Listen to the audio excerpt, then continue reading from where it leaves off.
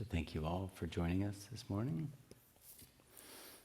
For those who might not know me, my name is Bryan, and on the days our teacher Fred isn't here, he asks one of his students to share with their understanding of the Dharma, which are the teachings of Buddhism and the Buddha.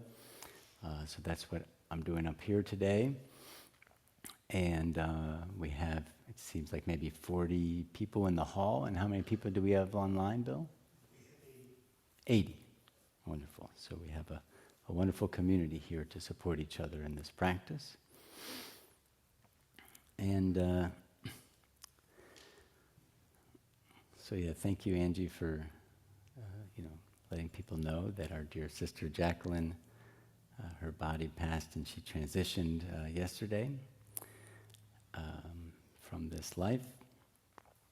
And I was fortunate to have gotten to spend time with her. Well, I've known her for 16 years, actually, and these last few months, really, and especially, last few months, I've gotten to spend even more time with her than normal.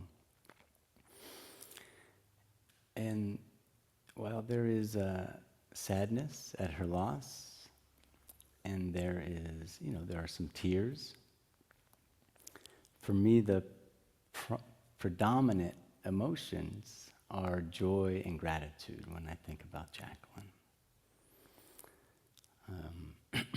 When I came to the community, it was before we had this center. I was living in St. Pete, and she was really one of the key organizers of the St. Pete Sangha, which is what we call the community here, a Sangha. And I was in need of transformation, in need of support, needed a lot of help with watering wholesome seeds in my life. And when I showed up at Sangha there in St. Pete, Jacqulyn was really one of the key people that were there and always solid, always wholesome, always generous, and just watering so many wholesome seeds of support in me at that time. And I can't, I was reflecting on it. There are I have a lot of wonderful relationships in my life. But what's interesting with Jacqulyn, which maybe is more usual in a Sangha setting, I think, is it was all positive. When I'm thinking about her life and my interaction with her, it was all wholesome. I can't think of anything where she and our interactions were not around goodness and cultivating compassion and wisdom and supporting wholesome things together. I mean, how wonderful, And, so first of all, I was trying to think, well, what to share that won't just be sharing about my experience with Jacqulyn, but meaningful for people in their own lives. And I think there's many things to reflect on, but I mean, just as I was saying, the first thing is to know, in Buddhism, we talk about these three jewels, which are the Buddha, the Dharma, and the Sangha. And the Buddha is the historical Buddha that started this tradition, and we have trust in his way of, his own transformation and trust that he showed us a way to do it. We have trust in the teachings that they can help us transform if we apply them. And the wonderful thing is it's not blind trust. It's just as we practice and find the benefits ourselves, then we begin to trust. But the one I wanted to point out is the third one is the Sangha, the community that practices together. These are called the jewels. And they really are. They're so precious. And, when I was really suffering, I mean, another thing is called as a refuge or a jewel that we come to, and it's a place where we can find refuge from all our, self-created sufferings in this life. We found wow, there's another way. And there's people here to support me in that way. There's so much in our society that reinforces unwholesome ways of thinking, acting, and speaking. And to find a community and people like Jacqulyn who do nothing but that in our interactions with them is very rare.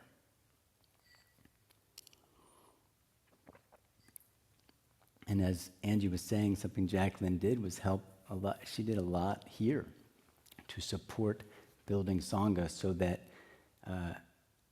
more and more people can come and be nourished and find those types of wholesome friendships, where we want the best for each other. And we have some idea about what that means because of the teaching. So, it's just, it's important to reflect on how special this is. And not just this, hopefully other people have different communities. But understand that there are places we can go that can help us in our aspirations in life. So that's the first thing that just jumped to my mind is, to me, she demonstrated how Sangha and spiritual friends are a jewel in this life, something to not take for granted. But the other thing, so I was at her bedside earlier in the week, and she was still speaking a little at that time. And I said something to the nurse about something that was in checking on her, about some detail. And for those who knew Jacqulyn, she was very good with details. And she said, "You sound like me." And I said, "Well, I guess you rubbed off on me a little bit after all these years." And I forget exactly what she said. She said something like, "In what ways?" So I sat down and started to explain and extol the ways that she had nourished me and all her wonderful qualities. And then at the end, she demonstrated one more, humbleness. She said, "I don't know if I'm all of that." And so that's what I thought I'd talk a little bit about today. There's, in Buddhism, actually, and in our tradition, a source of inner joy that's very important to focus on is recognizing others' wholesome and good qualities and sort of rejoicing in them. And then even also, maybe letting them know.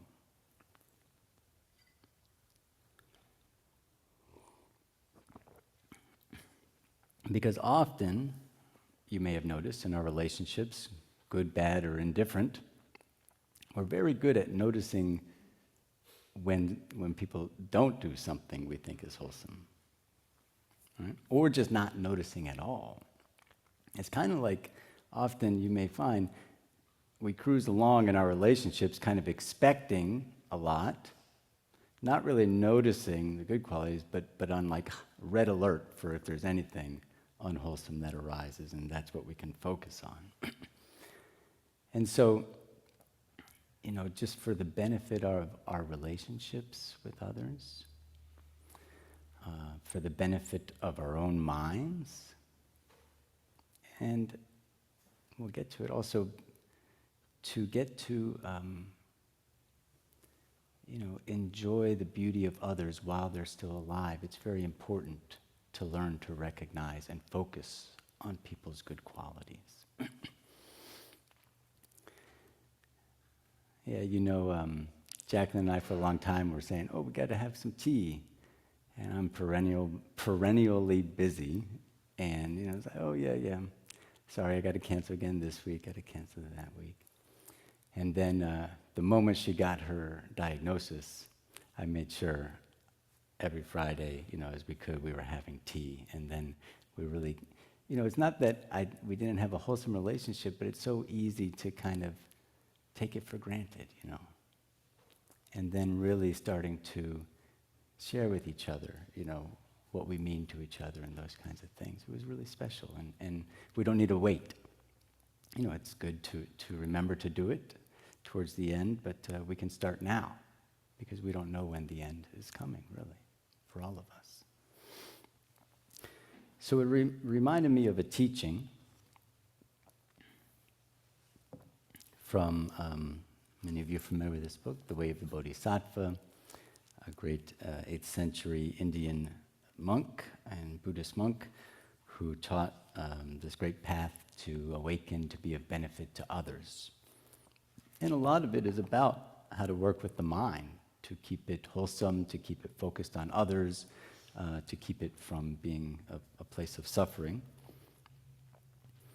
And so there was one verse that just it reminded me of, as I was reflecting on Jacqulyn, I felt like this is what I wanted to share today.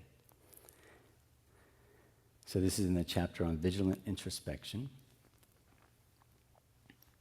And he says, the goal of every act is happiness itself. Though even with great wealth, it's rarely found. So take your pleasure in the excellence of others. Let them be a heartfelt joy to you.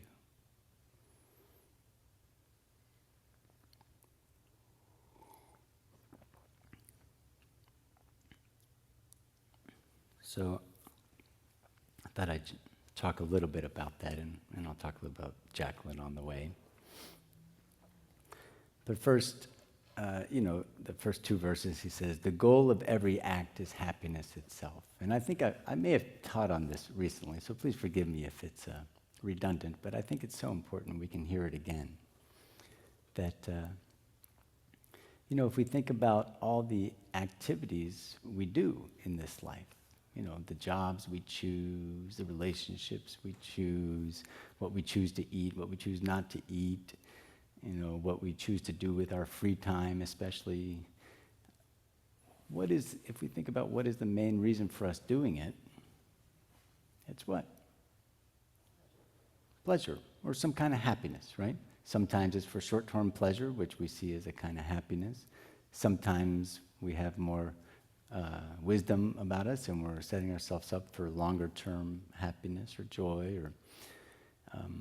And Angie actually talked about it last week, that,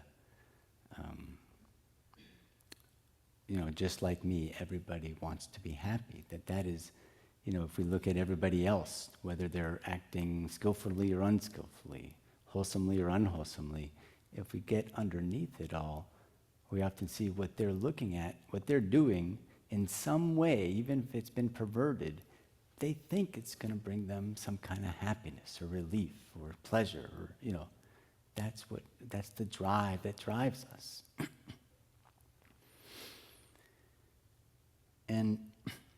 And so he says, though even with great wealth, it's rarely found.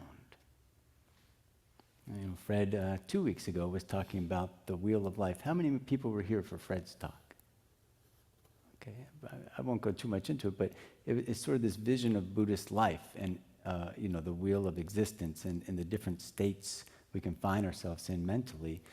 And it's all driven by these underlying sort of self-centered motivations to please and, desire and greed and ignorance fueling it all.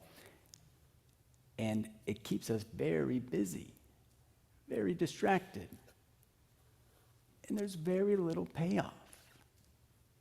Right? It's like, we see it. Look, people in South Tampa have a lot of wealth. One storm comes in, their nice new car is gone. Right? We hold on to things momentarily, but they often slip through our fingers, or we get the momentary pleasure we're looking for, but it doesn't last. And, this talk really isn't about all of that, but just to point that, we waste so much time on seeking pleasure from external sources that don't pan out. And we really need to stop and reflect on that. And so I encourage everybody at some point to do that. But what I want to focus on is really the second part of it. Because, so he says, so take your pleasure in the excellence of others. To me, this is like the low-hanging fruit. He's not even necessarily saying stop all of that. Great if you can. But even before then, we don't have to wait until we're fully enlightened Buddhas. We don't need to be some great practitioners. we don't need to read all these Buddhist books and understand all the lists and everything. If we can just learn how to take pleasure in the excellence of others, how many people are in the world? 7 or 8 billion. It's a treasure trove of joy for us.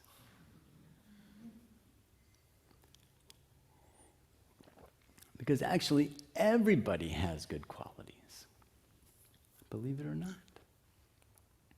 Now, if we're used to focusing on the negative qualities, we might have trouble seeing that. And so, we might need to prime the pump a little bit. But over time, it's a muscle we can work to learn to begin to notice people's good qualities and not focus on their bad qualities. This even goes back to the Buddha. There's a sutra on 5 ways of ending anger. I don't know if people are familiar with that. But basically he says, if their speech is awful, focus on the nice actions they do. Or if their actions are really, not doing good things to people, focus on their underlying intention or thoughts, But basically he's saying, look, people manifest in all sorts of ways because of their causes and conditions. They often can't control what's coming out. And yet, despite that lack of intentional drive in their life, and despite the lack of maybe a wholesome upbringing, and despite the unfortunate, unwholesome seeds that have been watered in them, there's always some positive ones that are manifesting as well, in some way. And so we can either focus on what we don't like, what we're bothered by, what we think they should or shouldn't be doing, and be miserable, and they're still going to do it, all the stuff we don't like. Or we can learn to, if we're going to dwell on something, dwell on those positive manifestations. It doesn't change what they're doing. I think that's the problem. Often we think, oh, no. I can't think good about that person. Right? But, what did Gandhi say? Hate the sin, not the sinner. In Buddhism, it's very different. We're learning that people are manifesting as the cause and conditions that have brought them to where they are. And if we can, we try to stop people from doing harm. That's very clear in our teachings. But we're talking about in our mind. We can notice and take joy in other people and still understand that they're doing harm and do our best to stop it. But we need to learn how to, the other thing is people, we often see them as one-dimensional, one aspect. And that colors our whole interaction with them.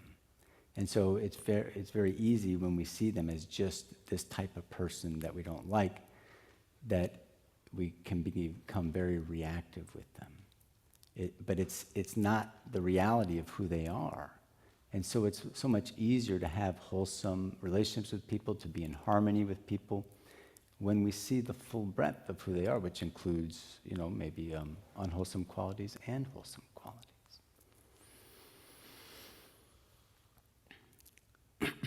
And so, he says, so take your pleasure in the excellence of others. Let them be a heartfelt joy to you. So the first thing we have to believe is that it's worthwhile. So that I'm trying to make a case for it here.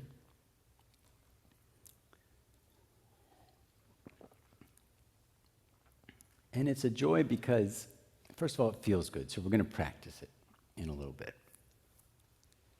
I talked about this a few weeks ago. There's things we do with our mind we don't realize are sabotaging us. When we talked about when we are motivated by self-centered reasons, which is sort of the first half of this verse, often that whole experience is constricted, not very open, and maybe doesn't feel very good. and maybe doesn't pan out what we want it to. But when our motivation is to be a benefit to others, people describe, yeah, I'm much more open, relaxed, at ease, joy. And see, it's just a shift in something we're doing with our minds. We could be doing the same thing. And so this is the same. This is just a shift in what we're doing with our mind, and it can actually bring us much joy. And we might be with the same people, but all of a sudden, we might have not liked being around those people, but when we learn to shift what we're doing with our mind around those people, all of a sudden, they're bearable. Or at least, or maybe we enjoy being with them. So it can really change our whole experience of life. So it can really bring us joy. So why don't we, well, first of all, let me just tell you about Jacqulyn. I think people know about her, but, and that's the thing I found is, when I think, oh, she's gone, I mean, that's the thing, it can change the context in our mind of what's happening. So I think, I could dwell on, she's gone, I've lost this dear sister, and I'm never going to see her again. And that's true. And it's sad.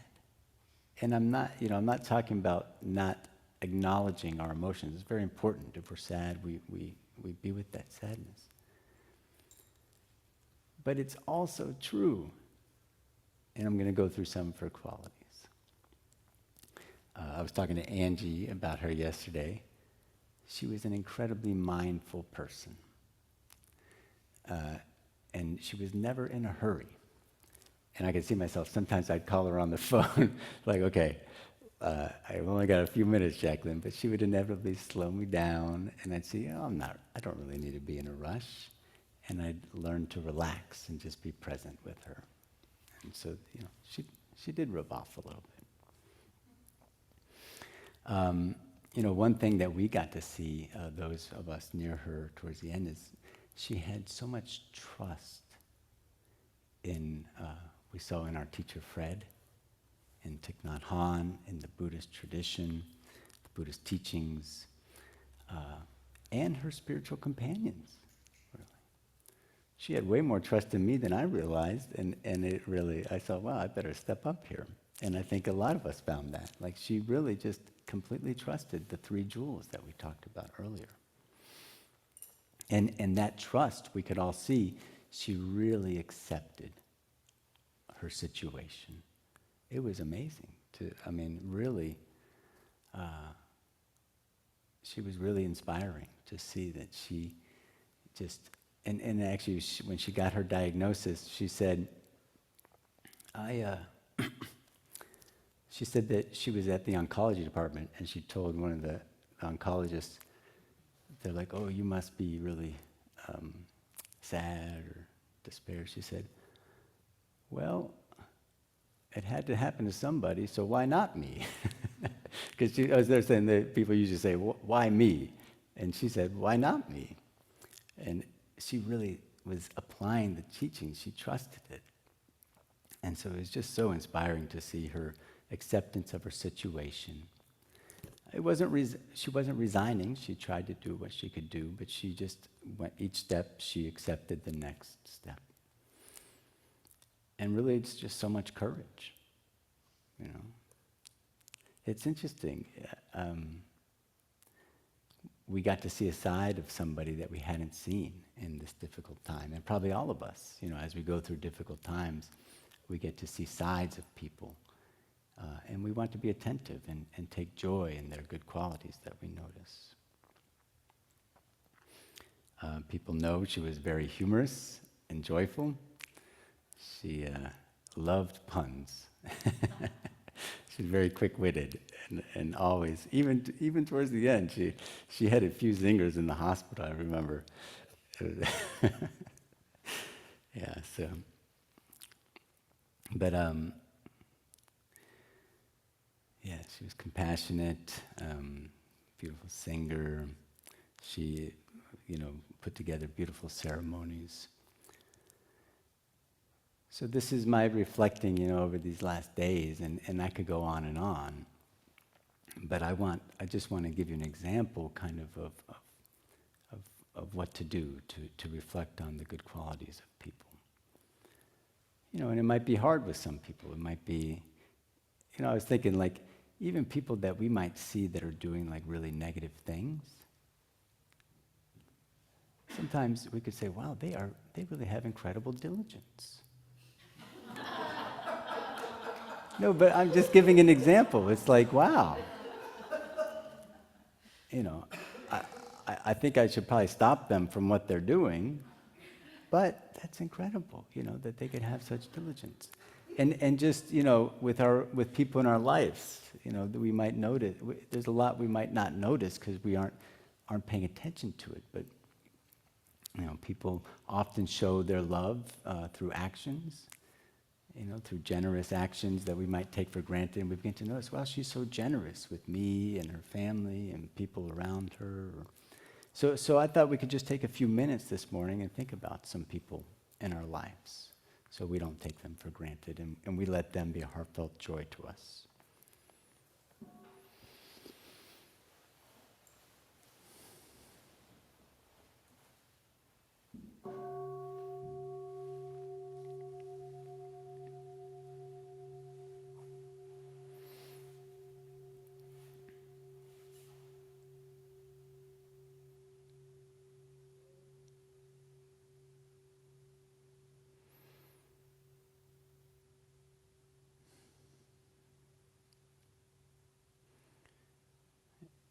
Okay, so we'll start with somebody that we just generally have a very positive thoughts of, to make it as easy as we can. And if there's nobody like that, at least someone you think somewhat kindly of or well of. So please close your eyes.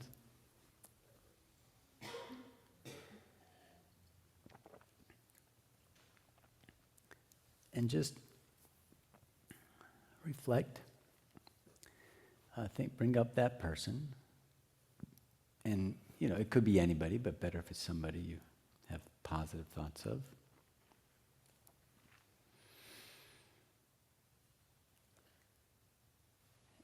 And just begin to think of their wholesome qualities. And the key part is we rejoice in their wholesome qualities. So we don't just think of it. We think of them, and then we smile. And just kind of be grateful for that for a moment. Allow ourselves to appreciate it. So, you might think of their actions towards you, or with work, or with their relations, friends, family. You might think of their speech, or their creative endeavors, or other types of endeavors. There's many different types of good qualities, so just reflect.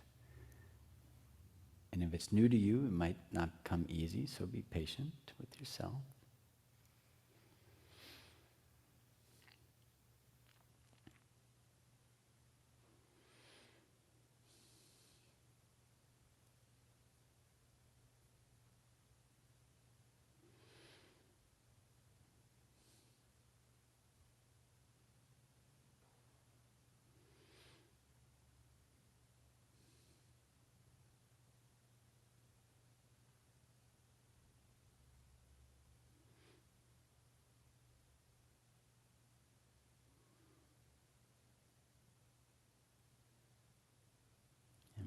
Think of the quality, take a moment, smile, really try to appreciate that quality in the other person, and then think of another one,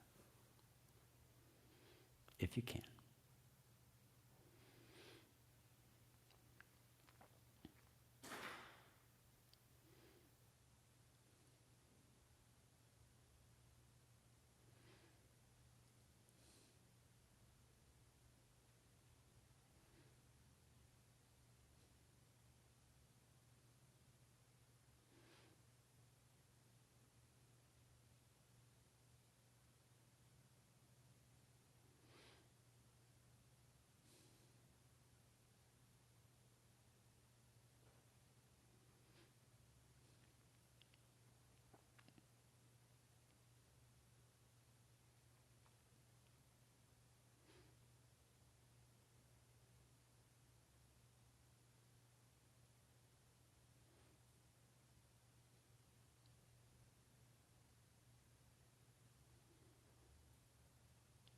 And again, if this is new, If you can think of one quality and just keep working that, that's good too. We have to start somewhere.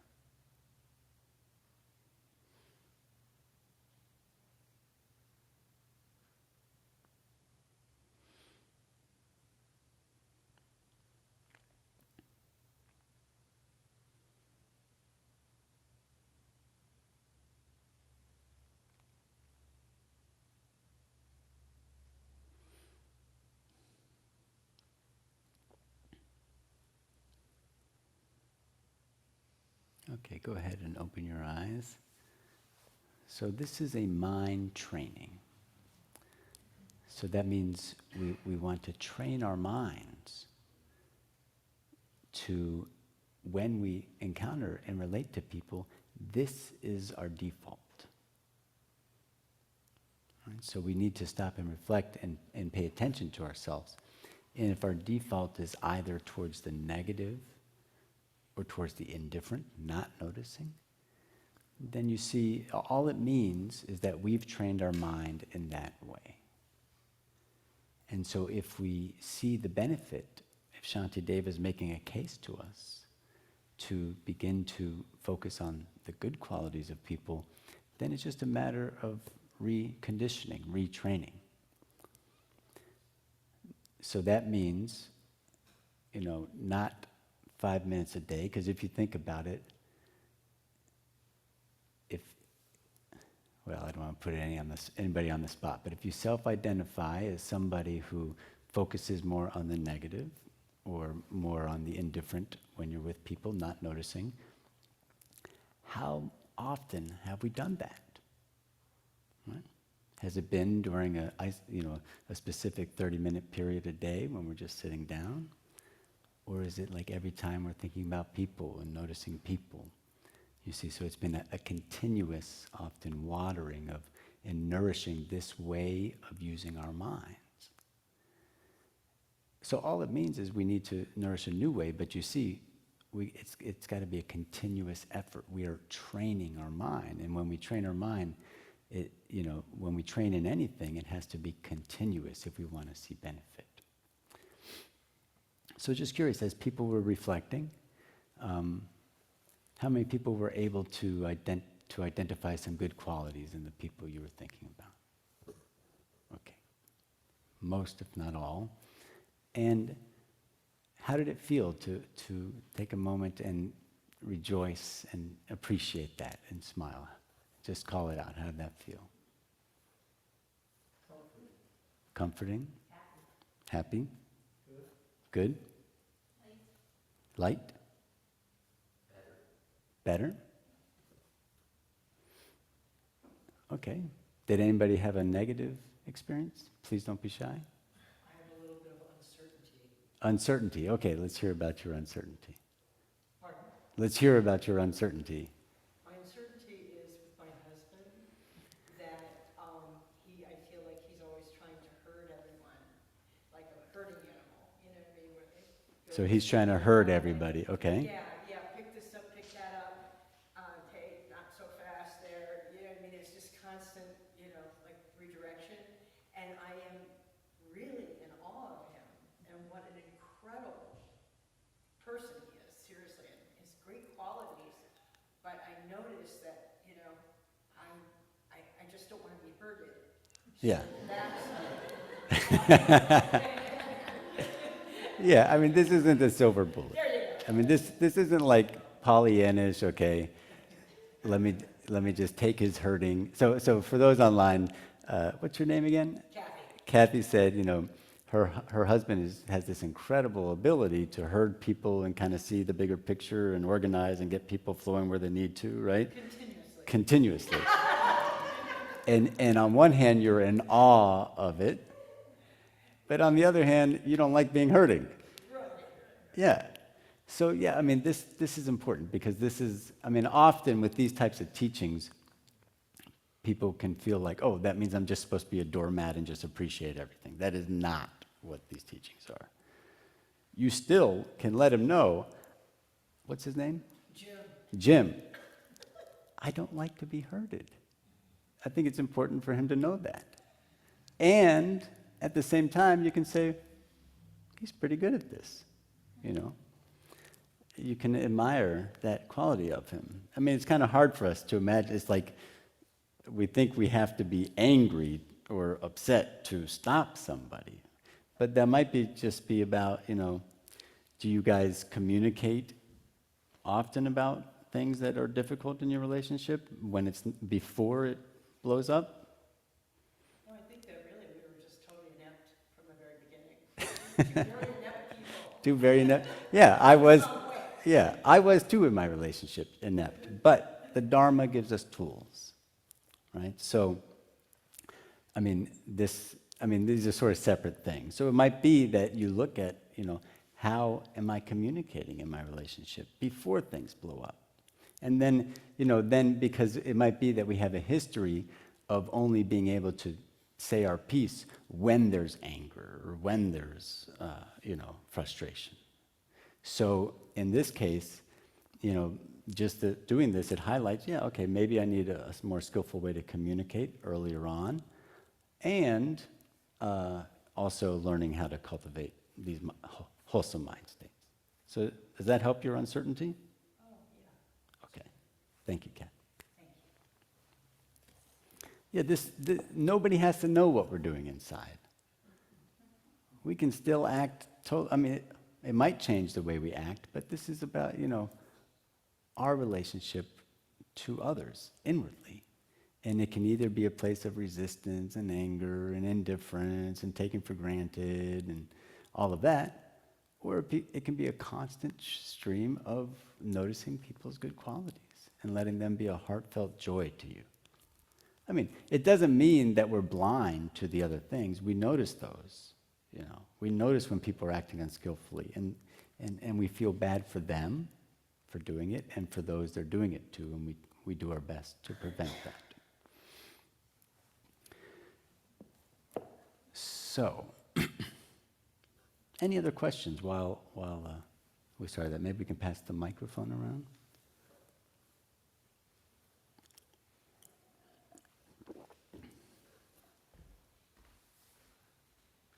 And online, you can type it in, and Bill could say something.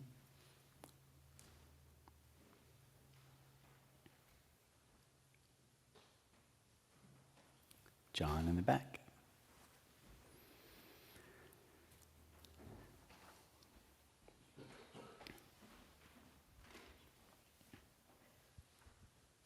So I notice. Can you hear me? Yep, we can hear you.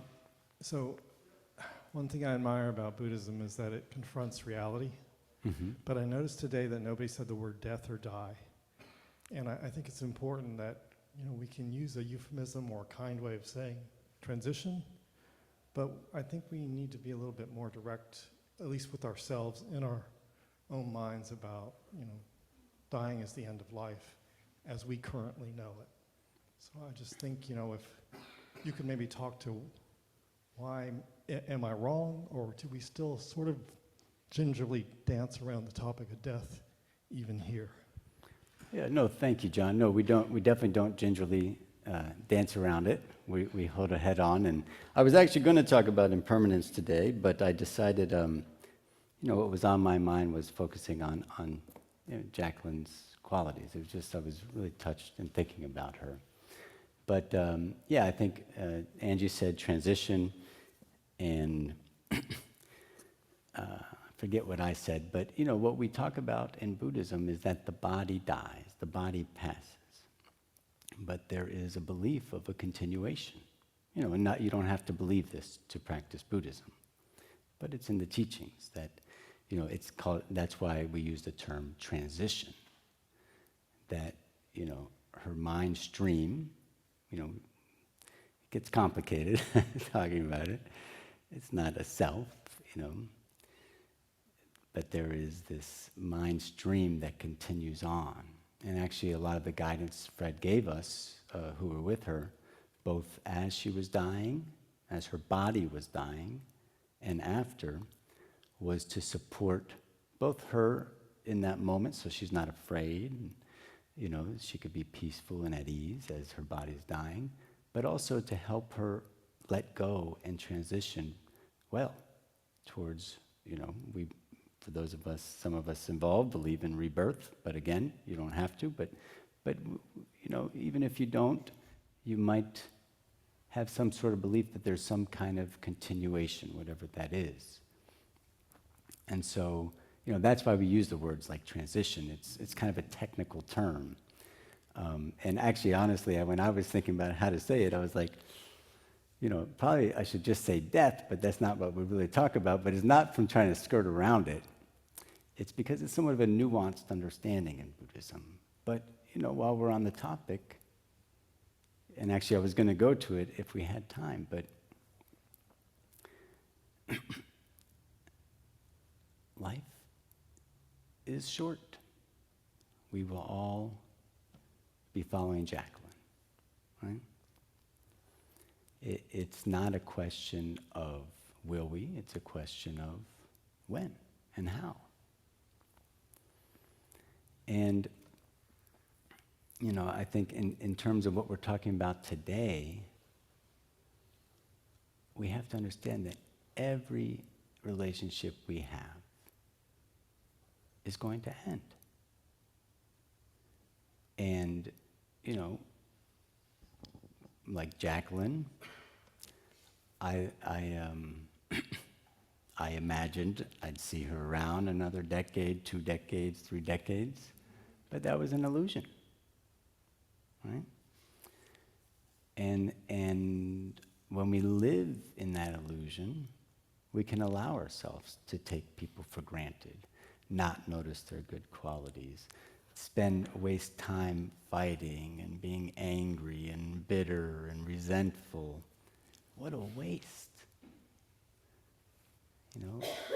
It's like if a flower blooms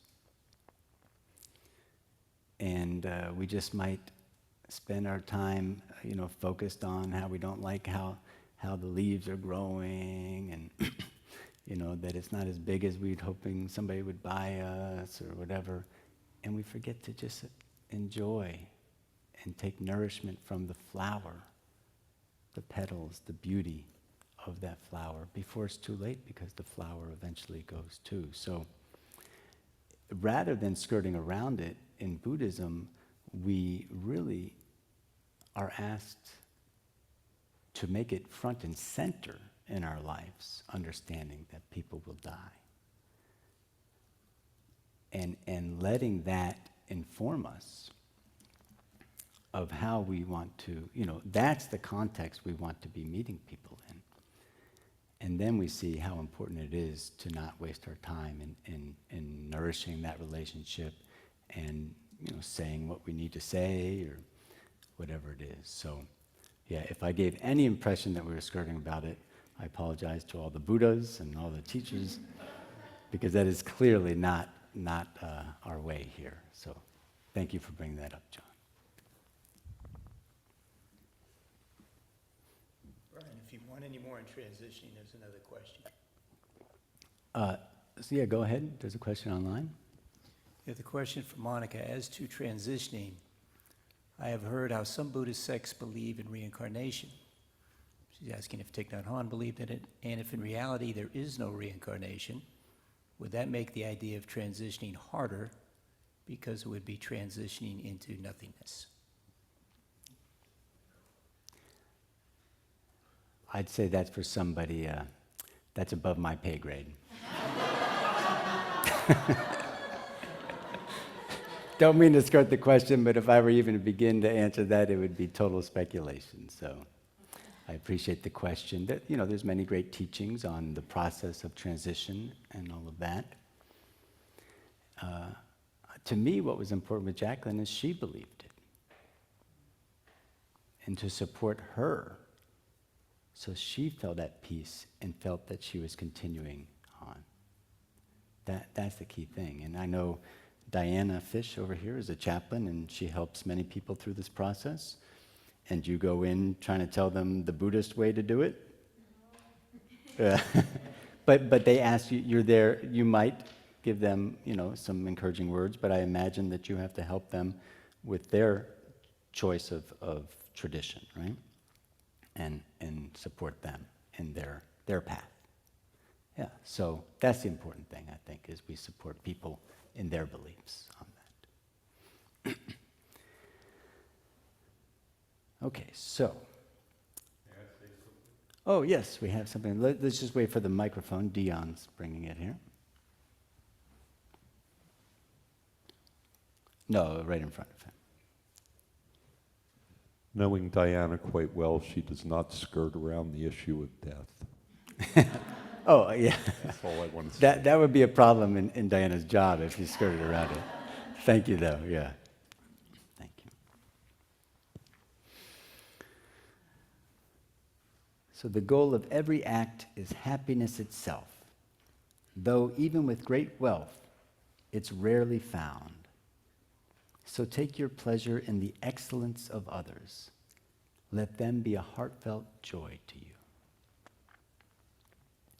So we talked about it, we practice with somebody that hopefully is easier, and that's where I would begin if this practice calls to you, because even for people we love, if we've never done it, it might be actually kind of challenging. It's just sort of a muscle of the mind we need to learn to work. But then once we get the people that we love and we're, it's flowing and it's kind of easier, then we can move on to people that, we don't know so well. And we can take it on the road, we can do it at Publix, driving by people, oh, they're a very conscientious driver, And then, after practicing with people we don't know so well, then we want to bring it to the people that we also have a hard time with. And remember, they're going to still do whatever they do, whether you're upset with them or taking joy in them. So, it's helpful to work our own minds for our own benefit also. And then we can relate in different ways. So then I was going to read an earlier verse, a few before it here, along the same lines. He says, "Praise all whose speech is worthy. Say your words are excellent. And when you notice others acting well, encourage them in terms of warm approval." And Thich Nhat Hanh calls this flower watering. So it begins inside. We begin to notice it. But we don't need to keep it there. We can.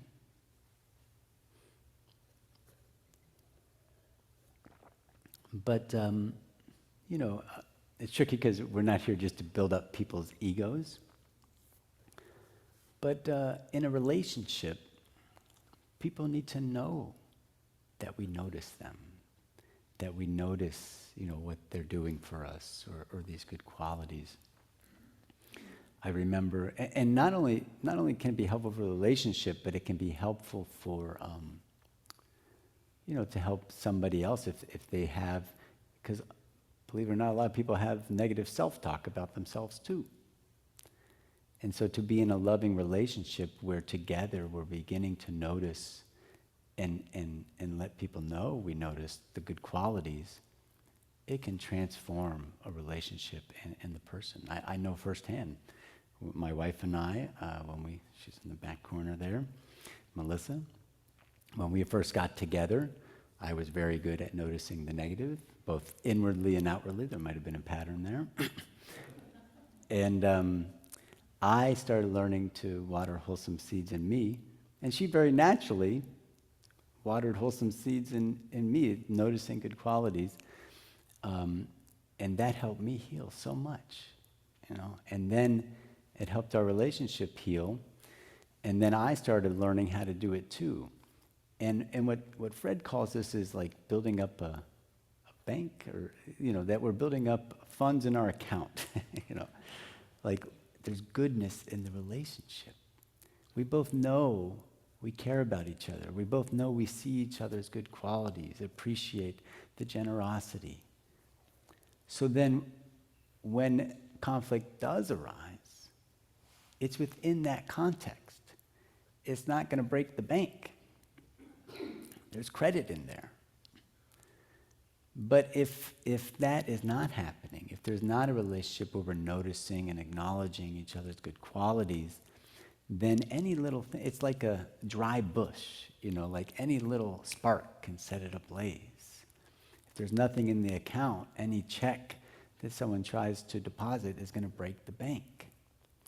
And so you see, this ability to notice, to notice others, the excellence of others, and let them know is actually a very important skill in a relationship. All relationships. And those might be familiar in our tradition. Thich Nhat Hanh has the beginning a new ceremony. It's this process for working through conflict in a ceremony kind of way, in a relationship. And it begins not with telling you what I think you did wrong, or, here's what I think about it. You don't even get into it at first. First, you begin by watering flowers in the other person. Because in that moment, remember we talked about earlier, we often, when we're upset with somebody, we see them very narrowly. We're not noticing their good qualities. We just think, they're always saying this kind of thing, or, they're this kind of person, or that, or, they hurt me in this way. But we forget all the wonderful things they've done for us, and all the ways that they're wonderful to others in their lives. So this, watering flowers also just helps us see the whole person, like we said earlier. And then in that, so it recontextualizes the conflict when we do that as part of the ceremony. But we don't need to wait till there's conflict. We want to start now. It's very important.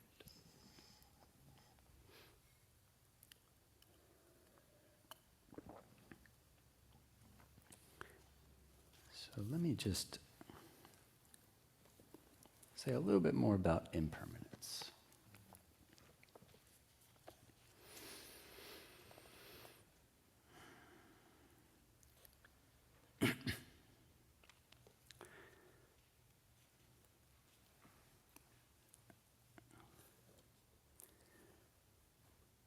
Yeah, so just thinking about Jacqulyn, as I was saying,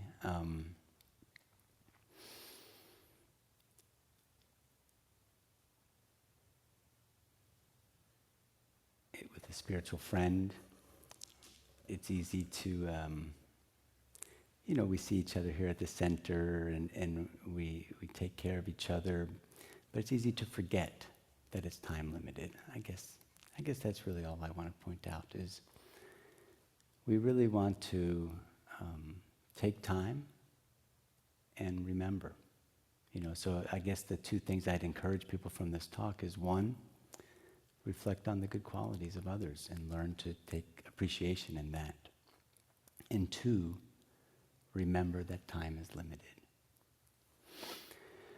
And that means two things. One is we want to make sure we take care of our relationship while we still have time.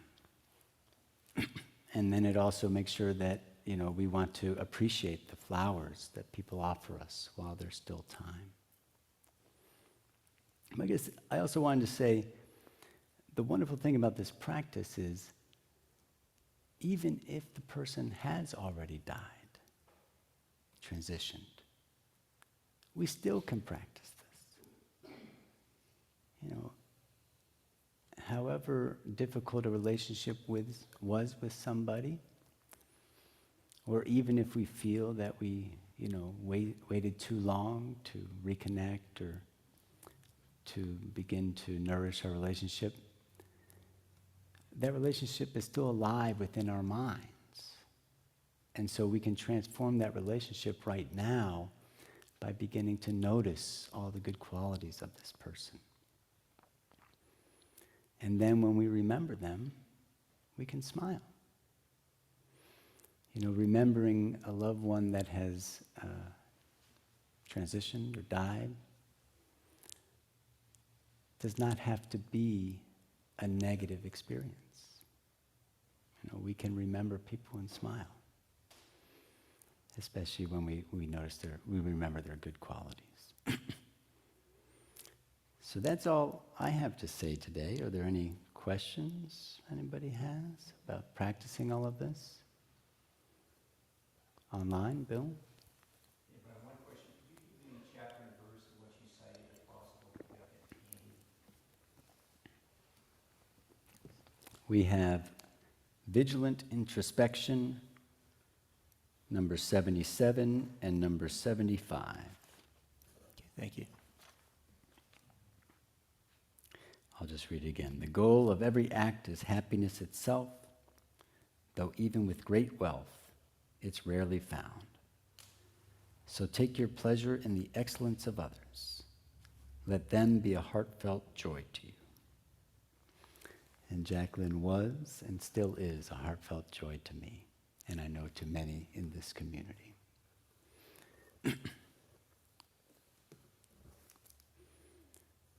Well, if there's no more questions, we can end a little early today and then, go downstairs and have tea if you're able to and notice each other's good qualities. There's a lot of wonderful qualities in our community. Yeah, and, if you need to do some hurricane prep, got a little extra time for that too. So thank you all for coming, and thank you, Jacqulyn, for being in our lives and touching all of us, nourishing all of us, and helping to build this wonderful Sangha, one of the jewels that hopefully will help many people for much time to come. So thank you all.